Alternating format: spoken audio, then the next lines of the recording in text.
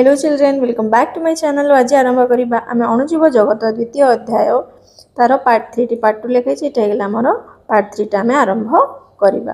तागुरु कही रखी जो मैंने आमर यहाँ पार्ट 3 पे ओके यहाँ पार्ट 3 रखी जो मैंने आम चैनल को सब्सक्राइब करना से मैंने चैनल को सब्सक्राइब करदेव आ बेल आइकन को प्रेस करने भूलनी कारण तुम्हें बेल आइकन को प्रेस कले कौन हम तुम मैंने आराम से वीडियो गुड़िक पाइपर। ठीक अच्छे ताले देखा आज तो आम युवाक आम कम्प्लीट कर सारी आज आम आरंभ करवा आमर देखा कि आमर जो आम विभिन्न अणुजीव विषय भाव में पढ़ुले से अणुजीव मानकर विभिन्न कौन प्रकार भेद अच्छी आम पढ़ा।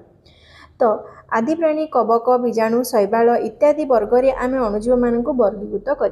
ठीक अच्छे जदि आम अणुजीव को डिफरेंट डिफरेंट क्राइटेरिया हिसाब से डिफरेंट फंक्शंस हिसाब से काम हिसाब से आकार आकृति ये भाया हिसाब से अलग करवा तो से आम आदि प्राणी कवक बीजाणु शैवाल इत्यादि वर्ग में आम वर्गीकृत कर।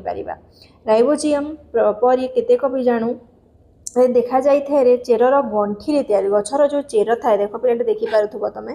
ठीक अच्छे ये चित्र में देखुच चेरर गंठी चेर गुड़ाक कौन गंठी गंठी अच्छी से गंठी कौन राइजोबियम नामक गोटे बीजाणु थाए से कौन करता है माटी को उर्वर कर साहाय्य करता नाइट्रोजन फिक्सेसन करी जबक्षारजान विबंधन करी से कौन करता माटी जबक्षारजान परिमाण को बढ़ी था जहाद्वारा कौन होता है आमर जो फसल थाए से भल भाव में बढ़ी था। तो देखिए चाषी मैंने कौन करती किसी पर्यायक्रमे अन्य फसल पर मुग बिरी ये डाली जातीय करते जहाद्वारा कौन डाली जातीय शस्यर कौन हुए डाली जातीय गचर माने तार चेर ही नाइट्रोजन फिक्सेसन संभव होता है। तो से फसल डाली जातीय फसल करती जहाद्वारा कौन होता है प्राकृतिक भाव में आमर माटीटा उर्वर जबक्षारजान वृद्धि करे और परवर्ती फसल माटी को उपयोगी करें। बुझिपार तापर आम देखा विस्मयकर सूक्ष्म शैवाल जल थिबा क्षुद्र सहायक।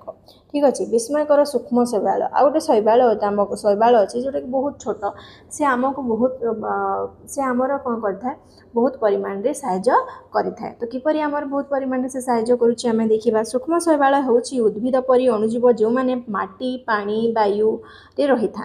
ठीक अच्छे से माने सूर्य किरण व्यवहार कर निजर खाद्य निजे तैयारी कर देहरे कौन होता है हरित लवक था क्लोरोफिल थाए जहाद्वारा से निज खाद्य निजे प्रस्तुति करें। तो सूक्ष्म शैवाल गुड़िक पोषक तत्व पूर्ण होता बहुत पोषक तत्व मध्य थाए। तो अनेक जलचर प्राणी माने खाद्य औष भाव में कार्य करते जल में रोकथुवा विभिन्न प्राणी माने खाद्य रूप में ग्रहण कर निजर पोषक तत्व भाव में व्यवहार कहीं से जो अणुजीव गुड़िक अच्छा शैवाल गुड़ाक अच्छा कौन बहुत पोषक तत्व परिपूर्ण थाए से गुड़िक जपरिक स्पिरुलिना होगला क्लोरेला होगला डायटम होगला ये सब सूक्ष्म शैवाल गुड़िक मनुष्य द्वारा स्वास्थ्य प्रदपूरक खाद्य तथा फूड सप्लीमेंट भाव में आम व्यवहार करें जो थी आमको कौन मिली था जहाँ खाଇବା द्वारा आमको कौन मिली था पिले या खाଇବା द्वारा आमर कौन होता है फूड सप्लीमेंट औषध भाव में व्यवहार हुए जहाँ कौन करें आउ कौन होता है यही सूक्ष्म शैवाल पानी को सफा रखिबारे साहाय्य करें जैव ईंधन तैयारी करते। किंतु वर्तमान प्रदूषण जलवायु और परिवर्तन बासस्थान नष्ट होगा द्वारा सूक्ष्म शैवाल विविधता प्राचुर्यमान विपद में पड़ी माने आउ देखापी मिलूनी परिवेश को सुरक्षा देवा प्रति अम्लजान संतुलन बजाय रखापी यह क्षुद्र जीव मानक संरक्षण कर गुरुत्वपूर्ण कौन परिवेश को आमको सुरक्षा रखा हवा पृथ्वी में अम्लजान संतुलन बजाय रखापी यही क्षुद्र जीव मानक आमको संरक्षण करने को हम ताहले ही परिवेशटी भी सुस्थ रमर अम्लजान परिमाण बढ़। केबे शुणिछ कि स्पिरुलिना हेउछि एक प्रकार नील सबुज शैवाल। ठीक अच्छे स्पिरुलिना कौन हो एक नील सबुज शैवाल ताकू सुपर फूड भाव में व्यवहार करा जाए जो मैंने मेन करे वेजिटेरियन से B12 विटामिन B12 मिल न थाए है। तो आमको जदि आम जो वेजिटेरियन माने जदि विटामिन B12 केमती पाइबे से जदि स्पिरुलिना को जदि खाइबे बा ये सुपर फूड भाव में व्यवहित हुए ताको खाइबा द्वारा आमको विटामिन B12 मिली। स्पिरुलिना ता शरीर ओजन 60% रु अधिक प्रोटीन और सामान्य परिमाण चर्बी और शर्करा रही है 60% कौन थाए पे प्रोटीन थाए आ बाकी कौन किसी परिमाण चर्बी आ किसी परिमाण शर्करा थाए। आजिकल स्पिरुलिना चाष एक संभाव्य जीविका अर्जन सुजोग पलटि लोक मैंने कौन करते स्पिरुलिना चाष कर ନିଜର ଜୀବିକା ନିର୍ବାହ ମଧ୍ୟ କରୁଛନ୍ତି। ସିଧାସଳଖ ସୂର୍ଯ୍ୟକିରଣ ପଡ଼ୁନଥିବା ତ ଆମେ କେମିତି କରିପାରିବା ଚାଷ ସେ ବିଷୟରେ ଦେଇଛି ଏଇଟା ହେଲା। ସିଧାସଳଖ ସୂର୍ଯ୍ୟକିରଣ ପଡ଼ୁନଥିବା ଏକ ଉଜ୍ଜଳ ସ୍ଥାନରେ ଗୋଟିଏ ସ୍ୱଚ୍ଛ କାଚ ଟାଙ୍କି ରଖ। କ'ଣ କରିବା ଆମେ ସିଧାସଳଖ ଯେଉଁ ଜାଗାରେ ଆମର ଡାଇରେକ୍ଟ ସନଲାଇଟ୍ ନ ପଡ଼ୁଥିବ ସେ ଜାଗାରେ ଆମେ ସ୍ୱଚ୍ଛ ଆମେ କ'ଣ କରିବା ଗୋଟିଏ କାଚ ଟାଙ୍କି ରଖିବା। ତାକୁ କ'ଣ କରିବା ଆମେ ଗୋଟେ ସିଟ୍ରେ ଏମିତି ନେଟ୍ ସିଟ୍ରେ କ'ଣ କରିବା ତାକୁ କଭର୍ କରିବା ତାକୁ ଟ୍ୟାଙ୍କ ଆଉ କ'ଣ କରିବା ମଡରେଟ୍ ଟେମ୍ପରେଚର କଣ୍ଡିସନ୍ ନା ବେଶୀ ଗରମ ନା ବେଶୀ ଥଣ୍ଡା ମଡରେଟ୍ ଟେମ୍ପରେଚର କଣ୍ଡିସନ୍ ଯେଉଁଠି ଜଳ ପାଉଥିବ ସେ ଜାଗାରେ ଆମେ ରଖିବା। ତାପରେ ତାର କ'ଣ କରିବା ଅଧା ଆମେ କ'ଣ କରିବା ପାଣି ଯେଉଁ ପୋଖରୀ ପାଣି ଆଣିକିରି ଆମେ ଟ୍ୟାଙ୍କଟାକୁ ଅଧା ଟ୍ୟାଙ୍କକୁ ଫୁଲ୍ କରିକି ଅଧା ଟ୍ୟାଙ୍କ ପାଣି ପୁରେଇକିରି ରଖିବା। ତାପରେ କ'ଣ କରିବା ସେଥିରେ ଆମେ ଯେଉଁ ସ୍ପିରୁଲିନା କଲେକ୍ଟ କରିକି ରଖିଥିବା ଏ ଦେଖିଥିବ ତମେ ସ୍ପିରୁଲିନା ଗୁଡ଼ିକ ଗ୍ରୀନ୍ କଲର୍ର ଯେଉଁ ଭାସୁଥାଏ ସେ ସ୍ପିରୁଲିନାକୁ ଆଣିକି ଆମେ କ'ଣ କରିବା ସେଥିରେ ଦେବା ପାଣିରେ ଏମିତି ଢାଳିବା। ତାପରେ କ'ଣ କରିବା ତାକୁ ଆମେ ଭଲ ଭାବରେ ତାକୁ ସେଠି ଗୋଳେଇ ଦେବା। ଗୋଳେଇ ଦେଲା ପରେ କ'ଣ କରିବା ଦେଖିବ twice a week ସପ୍ତାହରେ 2 ଥର ତାକୁ ଆମେ ଏମିତି କଣ୍ଟିନ୍ୟୁଅସ୍ ଗୋଳେଇବା। ତାପରେ ଆଫ୍ଟର 3 to 6 weeks 3 ରୁ 6 ସପ୍ତାହ ପରେ ଦେଖିବ spirulina may harvest from the tank by filtering it through the fine cloths. ତାକୁ କ'ଣ କରିଦେବା ସେ ପାଣିକୁ ଆମେ ଢାଳି ଦେବା ଦ୍ୱାରା ସେ ସ୍ପିରୁଲିନା ସେଠି ଗ୍ରୋ ହୋଇଯାଇଥିବ। ସେ ସ୍ପିରୁଲିନାକୁ ଆମେ ଅଲଗା କରି ରଖିପାରିବା। ଏହିଭଳି ଭାବରେ ଆମେ ସ୍ପିରୁଲିନାର ଚାଷ ମଧ୍ୟ କରିପାରିବା। ଠିକ୍ ଅଛି ତ ଲେଖା ହେଇଛି ସେ ଜିନିଷଟାକୁ ଏଇଠି ଆମେ ଲେଖା ହେଇଛି ଚିତ୍ର ସାହାଯ୍ୟରେ ଆମେ ଏଇଠି ବୁଝିଲେ। ଠିକ୍ ଅଛି ତାପରେ ଦେଖିବା ନେକ୍ସଟ କୋଷକୁ ଜୀବନର ମୌଳିକ ଏକକ ବୋଲି କାହିଁକି ବିବେଚନା କରାଯାଏ। ଆମେ ତ ପଢ଼ିଥିଲେ ପ୍ରଥମ କ୍ଲାସ୍ରୁ କି କୋଷ ଜୀବନର ମୌଳିକ ଏକକ ଭାବେ ବିବେଚିତ ହୋଇଥାଏ। କାହିଁକି ହୋଇଥାଏ କାହିଁକି ନା କୋଷରୁ ହିଁ ଜୀବଜଗତର ସୃଷ୍ଟି। ଗୋଟିଏ କୋଷ ଏକଜୀବୀ କୋଷ କ'ଣ ହୋଇଥାଏ କୋଷରେ ଯଦି ଗୋଟିଏ କୋଷରେ ମଧ୍ୟ ଆମର ଅଣୁଜୀବ ଅଛନ୍ତି ବହୁ କୋଷରେ ମଧ୍ୟ ଅଣୁଜୀବ ଅଛନ୍ତି। ଯେଉଁମାନେ ଗୋଟିଏ କୋଷରେ ତିଆରି ତାକୁ ଆମେ ଏକକୋଷୀ ବୋଲି କହିଥାଉ। ଯେଉଁମାନେ ଆମର ଗୋଟିଏ ବା ଯେଉଁମାନେ ବହୁତ କମ୍ରେ ବି ଯଦି ଅଛନ୍ତି ତାକୁ ଆମେ ଏକକୋଷ କହିଥାଉ। ଯେଉଁମାନେ ବହୁତ କୋଷ ମିଶିକି ତିଆରି ହୋଇଥାନ୍ତି ତାଙ୍କୁ ଆମେ କ'ଣ କହିଥାଉ ବହୁକୋଷୀ ଜୀବ ବୋଲି କହିଥାଉ। ତ ଏଇଠି ତ ସମସ୍ତ ଉଦ୍ଭିଦ ଏବଂ ପ୍ରାଣୀ ଶରୀରରେ ଅନେକ କୋଷରେ ଗଠିତ ତେଣୁ ବହୁକୋଷୀ ଜୀବ ବୋଲି କୁହାଯାଏ। ସମସ୍ତ ଆମର ଯେଉଁ ଉଦ୍ଭିଦ ଅଛନ୍ତି ପ୍ରାଣୀ ଅଛୁ ଆମେମାନେ ବି ଅଛୁ ସେମାନେ ଆମଙ୍କ ଶରୀର ବହୁତ କୋଷ ଗୁଡ଼ିକୁ ନେଇକି ଗଠିତ ତାକୁ ଆମେ ବହୁକୋଷୀ ଜୀବ ବୋଲି ତାକୁ କହିଥାଉ। ତ ବହୁକୋଷୀ ଜୀବମାନଙ୍କର କୋଷ ଗୁଡ଼ିକ ପୃଥକ ଭାବରେ ବିଶେଷ କାର୍ଯ୍ୟ କରନ୍ତି କିନ୍ତୁ ବଞ୍ଚିବା ସମ୍ଭାବନା ବୃଦ୍ଧି କରିବା ପାଇଁ ପରସ୍ପର ସହିତ ସହଯୋଗ ଅଛନ୍ତି। ଯେଉଁ ବିଭିନ୍ନ ପ୍ରକାର ଯେଉଁ କୋଷ ଗୁଡ଼ିକ ଅଛନ୍ତି ସେମାନେ କ'ଣ ଏକାଠି ମିଶିକିରି କାମ କରନ୍ତି। ତାଙ୍କର ଅଲଗା ଅଲଗା କାମ ହୋଇଥାଇପାରେ କିନ୍ତୁ ଗୋଟିଏ ଜୀବକୁ ବଞ୍ଚାଇ ରଖିବା ପାଇଁ ସେମାନେ ପରସ୍ପର ସହିତ ଜଡ଼ିତ ଅଛନ୍ତି। କିଛି ଅଣୁଜୀବ ଏପରି ବି ଅଛନ୍ତି ଯେଉଁମାନେ ଖାଲି କ'ଣ ଯେମିତି ବୀଜାଣୁ ଏବଂ ପ୍ରୋଟୋଜୋଆ କେବଳ ଗୋଟିଏ କୋଷରେ ଗଠିତ ଏକକୋଷୀ ପ୍ରାଣୀ ବା ଏକକୋଷୀ ଜୀବ ତାକୁ ଏକକୋଷୀ ଜୀବ ବୋଲି କୁହାଯାଏ। ଗୋଟିଏ କୋଷରେ ସେମାନେ ବଞ୍ଚିବା ପାଇଁ ଆବଶ୍ୟକ ସମସ୍ତ କାର୍ଯ୍ୟ କରନ୍ତି। ଗୋଟିଏ କୋଷରେ ହିଁ ତାଙ୍କର ସମସ୍ତ କାର୍ଯ୍ୟ ହୁଏ। ଆମର ଯେମିତି ଅଲଗା ଅଲଗା ଅଙ୍ଗ ଅଛି ଅଲଗା ଅଲଗା କୋଷ ଅଛି ଅଲଗା ଅଲଗା କୋଷମାନେ ଅଲଗା ଅଲଗା କାମ କରିଥାନ୍ତି କିନ୍ତୁ ଏକକୋଷୀ ଜୀବ କ'ଣ କରେ ତାର ଗୋଟିଏ କୋଷରେ ତାର ସବୁ କାମ ସେ ସମ୍ପାଦନ କରିଥାଏ। ଅନ୍ୟାନ୍ୟ ଅଣୁଜୀବ ଯେପରିକି ଶୈବାଳ କବକ ଗୋଟିଏ କିମ୍ବା ଅଧିକ କୋଷରେ ଗଠିତ। ଉଦାହରଣ ସ୍ୱରୂପ ଇଷ୍ଟ ଏକକୋଷୀ କବକ ହେଲାବେଳେ ଫିମ୍ପି ବହୁକୋଷୀ କବକ ଅଟେ। ଇଷ୍ଟ ଏକ କବକ ଅଟେ ଫିମ୍ପି ବି ଗୋଟେ କବକ ଅଟେ କିନ୍ତୁ ଇଷ୍ଟ କ'ଣ ହେଲା ଏକକୋଷୀ କବକ ଅଟେ ଆଉ ଫିମ୍ପି ହେଇଗଲା ବହୁକୋଷୀ କବକ ଅଟେ।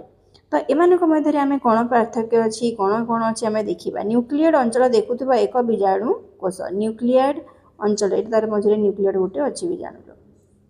ଦେଖିବା ତ ଏଲିଫେଣ୍ଟର ତାର କୋଷ କିପରି ଦେଖିବାକୁ ସ୍କିନ୍ ସେଲ୍ସ ଅଫ୍ ଏଲିଫେଣ୍ଟ ତାପରେ ହ୍ୟୁମାନର ଆମ ମଣିଷମାନଙ୍କର ସ୍କିନ୍ ସେଲ୍ କିପରି ମୂଷାର ସ୍କିନ୍ ସେଲ୍ କିପରି ଆଉ ଟାଇଗରର ସ୍କିନ୍ ସେଲ୍ କିପରି।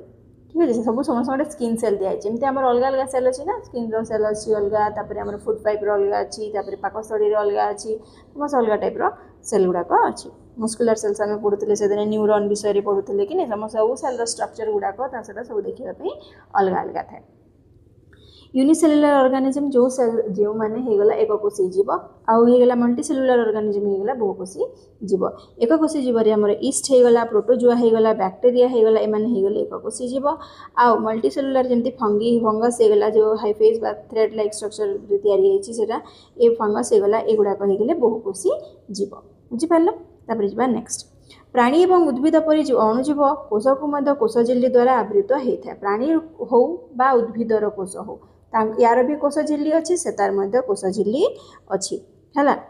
कवक कोष गुड़िक अतिरिक्त भाव में एक कोष भित्ति थाए किंतु सेमानकर क्लोरोप्लास्ट न थाए। कवक ग्रीन से निज खाद्य निजे तैयारी करते ना क्लोरोप्लास्ट न थाए। कोष भित्ति थाए तेणु से आलोक संश्लेषण मध्य निजर खाद्य प्रस्तुत करिपारंती नाही। बीजाणुर सुगठित न्यष्टि और न्यष्टि झिल्ली न थाए जेमती आमे पढ़ी प्राणीकोष उद्भिद कोष न्यष्टि अच्छी न्यष्टि झिल्ली अच्छी कि किंतु बीजाणुर कोष मैं कौन होता है से तार न्यष्टि बा न्यष्टि झिल्ली न थाए। यही वैशिष्ट सेमानंकु ईस्ट आदि प्राणी शैवाल कवक उद्भिद और प्राणी कोष ठारू पृथक करे। तो तांकर न्यष्टि बा न्यष्टि झिल्ली न थाए कि तांकर गोटे अंश थाए जोटा कि हेगला न्यूक्लिएट कौन थाए बोले न्यूक्लिएट थाए जहाँ द्वारा माने तांकर प्राणी ठारू उद्भिद ठारू तांकर जो स्ट्रक्चर अच्छी सेल रो बा तांकर जो कोषर स्ट्रक्चर अच्छी कोषटी अच्छी सेटा पृथक करिथाए प्राणी आ उद्भिद मानकर। जमती प्राणी आ उद्भिद पाखरे झिल्ली अच्छी न्यष्टि अच्छी और न्यष्टि झिल्ली अच्छी किंतु आमर अणुजीव पाखरे तार कोषरे झिल्ली न थाए बा न्यष्टि झिल्ली न थाए तांकर थाए गोटे न्यूक्लिएट। ए विषय केवल किछि मौलिक कोषर गठन जानिलु। कोषर अन्य उपादान गुड़िक विषय तुम उच्च श्रेणी में पढ़ अन्य तार मुझे कहते बहुत सारा उपादान अच्छी गोटे खाली आम साइटोप्लाज्म आउ न्यूक्लियस या कि नहीं मध्य अनेक अच्छे माइट्रोकॉन्ड्रिया ये सब बहुत गल्गी बॉडी ये सब अच्छी। तो ये सब जिनसर प्रत्येक स्ट्रक्चर तार डिटेल्स आम नेक्स्ट क्लास रे पढ़ा। उपकोषीय बा सब सेलुलर उपादान जो पर्यवेक्षण करने आमको उच्च वर्धनमान क्षमता थी माइक्रोस्कोप आवश्यकता आमको तार डिटेल आउ डिटेल जानापी आमको कौन दरकार पूरा उच्च ये क्षमता विशिष्ट आमको माइक्रोस्कोप दरकार जोटा है इलेक्ट्रॉन अणुवीक्षण यंत्र कोष प्राय 10 लाख गुण वृद्धि करें जिते सेल 10 लाख गुण वृद्धि करें जो नुआ नूतन बा जोटा आम नूतन अणुवीक्षण यंत्र बा इलेक्ट्रॉन अणुवीक्षण यंत्र विषय में कहूँ से कौन कर 10 लाख गुण गोटे जिनस को वर्धित कर द्वारा आम कौन जो जिनसा बहुत सूक्ष्म सूक्ष्म से जिनस को आम भल भाव में देखिपर या द्वारा आम कौन हाँ सूक्ष्म संरचना को देखिपर। एबे सुधा तुम्हें निश्चय बुझीपार जे समस्त जीव अणुजीव गोटे कि अधिक कोष द्वारा गठित से कोष आकार आकृति गठन में भिन्न उद्भिद और प्राणीकोष मध्य भी किसी पार्थक्य अच्छी। यही पार्थक्य गुड़ी बुझापी जीवन गुड़िक किपरि भिन्न भाव में कार्य करती आम जापर। यही अध्याय आम उपकारी अणुजीव विषय जानलु जानिले कि नहीं उपकारी अणुजीव जो आम ईस्ट गुड़ाक अच्छा ईस्ट विषय जानिले जो दही क्षीर दही तैयारी करे करिबारे साहाय्य करे कि नहीं आम से सब जानिले कि नहीं पाउरुटी मैदारू पाउरुटी तैयारी करने साहाय्य करती उपकारी विषय उपकार विषय आम जानिले। तथापि किसी अणुजीव अच्छा जहाँ मनुष्य समेत उद्भिद प्राणी मान रोग सृष्टि करते विभिन्न भाइरस विषय आम पढ़ले जो मैंने कि रोग सृष्टि कोरोना भाइरस भी होगा। तो ये मैंने भी अच्छा जो मैंने कि आम अपकार आम वर्तमान अध्याय अणुजीव मान द्वारा होता किसी रोग विषय जानिबा। मानव शरीर विभिन्न प्रकार कोष देख आम देख कौन कोष अच्छी स्नायुकोष अच्छी रक्तकोष अच्छी श्वेत रक्तकोष ठीक अच्छे आवरण कोष मांसपेशी कोष चर्बी कोष हाड़कोष ये बहुत सारा कोष गुड़िक अच्छी उपरिया कोष शुक्राणुकोष डिम्बकोष त्वककोष यकृतकोष स्नातक सेमती आमर यही कोष गुड़िक अच्छी अनेक ठीक अच्छे। आम परवर्ती चैप्टर रे कौन करवा आम विभिन्न अणुजीव विषय और रोग विषय जाना से कि रोग तैयारी करते। तो पाठटी चैप्टर ये अलमोस्ट आमर सरी जाइए तार मुख्य बिंदु मुख्यांश गुड़िक आम कौन कौन पढ़ले जाना टे आमर नेक्स्ट सेशन रे आम कौन करवा एक्सरसाइज करवा।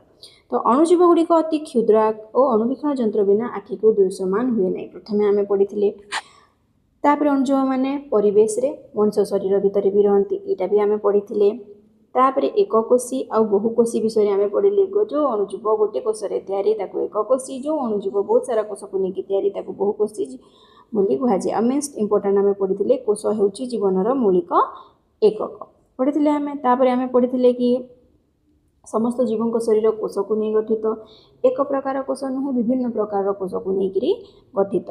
आम पढ़ी कोष झिल्ली आवृत और साइटोप्लाज्म परिपूर्ण थाए। आम पढ़ी एक न्यष्टि मध्य थाए उद्भिद कवक बीजाणु कोष झिल्ली चारिपाखरे एक अतिरिक्त आवरण थाए जहाँ को कोष भित्ति कहुए। बीजाणुर एक सुगठित न्यष्टि न थाए आम पढ़ी न्यष्टि न थाए। कोष गुड़िकर आकृति एवं आकार भिन्न भिन्न थाए आम पढ़ी बीजाणु कवक आदि प्राणी विभिन्न प्रकार अणुजीव आम पढ़ले भूताणु आकार छोट किंतु अन्य अणुजीव ठारू भिन्न हेले कारण से केवल पोषक जीव शरीर प्रजनन करती कौन करती से अन्य उपरे रहीकि प्रजनन करती निजे निजे वंशवृद्धि करने से अन्य उपरे कौन करते डिपेंड करते। अणुजीव उभय आमर अपकारी भी हो पारे उपकारी भी हो पारे ए विषय भी आम जानिले से मैंने कौन करती जो आमर मरीमृत जीव को अपघटन कर सरल पदार्थ परिणत करती जहाँ माटी को उर्वर करें ए विषय भी आम पढ़ी विघटित करती शिंब मटर सपुरे डाली जातीय गंठी कौन कहती नाइट्रोजेन जो अणुजीव बास करती से नाइट्रोजेन फिक्सेसन आमर बक्षादान निबंधन प्रक्रिया माटी को उर्वर करती। ईस्ट हूँ कवक जहाँ रुटी केक पेस्ट्री इडली दोसा ये सब तैयारी करने व्यवहार करूँ घरे दही प्रस्तुति पे खाद्य किण्वन प्रक्रिया लैक्टोबैसिलस व्यवहार होता है। तापर आसो आम क्वेश्चन आंसर तो आम जो आम ये जाए करवा चैप्टर ओवर होगा जब तुम मानक चैप्टर भल लगे then don't forget to like share and subscribe. Thank you.